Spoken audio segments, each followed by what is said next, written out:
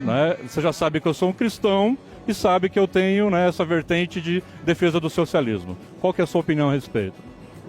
Eu creio que, primeiro, eu acho complicado um católico ele ser ligado a movimentos socialistas, porque, se eu não me engano, tem um decreto papal, acho que no século passado, que comenta que os católicos que se envolvem com movimentos comunistas e socialistas teriam alguma questão de descomunhão com relação a isso. Isso teria que ser verificado, eu não tenho certeza. Eu sou seminarista, mas não católico, eu sou protestante. E com relação ao socialismo, eu creio que é só você olhar para o número de mortes e pela falsibilidade que há da doutrina socialista que você facilmente verá que não é uma boa opção para qualquer país ou qualquer sociedade civilizada. Caralho, o maluco é brabo. Quando eu falo sobre socialismo, de ser um modelo mais justo, é até uma inspiração cristã. Porque os primeiros cristãos, eles eram convidados a vender os seus bens e colocar aquilo, né, dividido em solidariedade aos demais. Você conhece bem ali o início, né, do Atos dos Apóstolos, que fala sobre isso.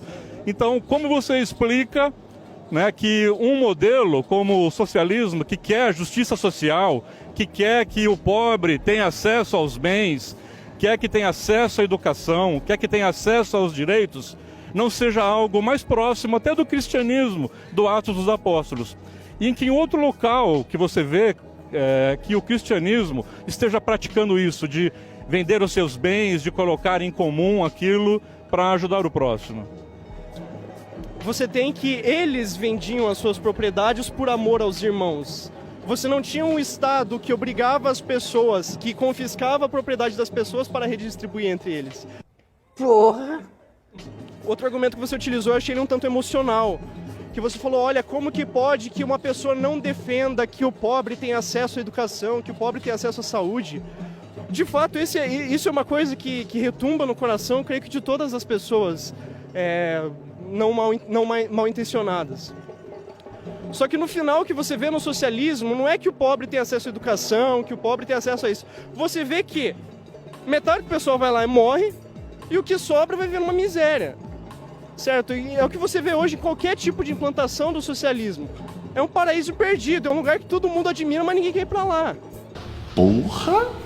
Quando a gente vai para o campo também religioso, nós sabemos que a defesa da justiça social, ela é algo que tem que ser feita de maneira firme em todos os momentos. O socialismo, ele é um meio termo, ele é um passo em direção. Assim como o esforço das comunidades cristãs de se construir a evangelização é um passo em direção. Então nós não temos a utopia nem do cristianismo, nem do comunismo implantada em lugar nenhum. Continua no campo do desejo e do esforço, né, das comunidades e do esforço individual. Você comentou que a ideia do cristianismo é que esteja tudo bem, não é. O próprio Cristo falou, nesse mundo vocês vão ter aflições, mas vocês não precisam temer, porque eu venci o mundo. Corte rápido. O cristão é aquele que, apesar de tudo que acontece no mundo, das injustiças, da desigualdade, de tudo isso, ele não olha para o materialismo, e essa é mais uma crítica que eu tenho com relação ao socialismo, que ele é materialista, ele crê que a redenção da sociedade, a redenção da humanidade está no materialismo, em você ter a mesma coisa que o outro, você ter... Não é. Dentro do cristianismo, a gente crê que a plenitude dele está em Cristo, está em Jesus. Não está no materialismo, não está no que você tem, no que você quer, no carro que você... Nada disso. Caracas. O esforço que a gente tem para trabalhar em direção ao ideal é um esforço santo, é um esforço de respeito. Então eu creio que a desigualdade no mundo, o que eu faço? Eu dou para as pessoas, e eu faço isso. 1/10 de tudo que eu ganho, de tudo que eu recebo, vai em prol disso, vai em prol da sustentação da igreja. Cestas básicas que a gente vai, a gente distribui, e mesmo irmãos que a gente vê com necessidade, a gente vai e a gente ajuda.